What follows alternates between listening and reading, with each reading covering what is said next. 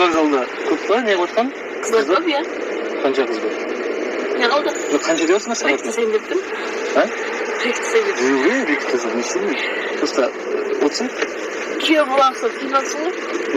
Жұмыс кәсіп 3 мыңнан 3,5 мың негізімен. Сағаты ма?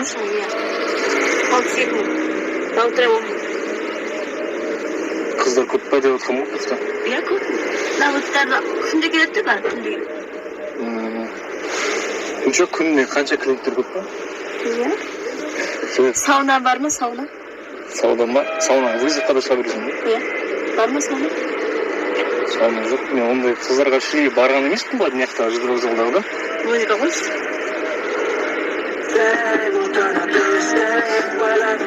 Ничего? Телефонсыз. Сен қай жылдың? 95? Мен болсын. Не ғой?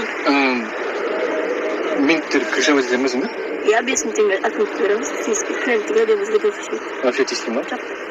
5 мың теңге күніне бересің бе? Айны. Каждый ментке ма или бір ментке ма? Біреуге. Постоянно береміз. Әрқайсысың ба? Қалмақына береміз. Қалмағын? Әрқайсысына ма? Береміз. Жоқ, әрқайсысың ба, то есть? Иә. Оның айлығында 100 мың жап, сен де зақтан. Рахат қой оныкі. 100 мыңнан 200 мың, 300 мың, 1 миллион болады ғой. Қыздар көп қой мына жерде, 100 қыз бар ғой. Тоже жд вокзалдағы, постоянно келем жд вокзалға. Қыздар тұрады. Маған жүрген бәрі жәлеп. Сатушы деп ойлайсың осының бәрін.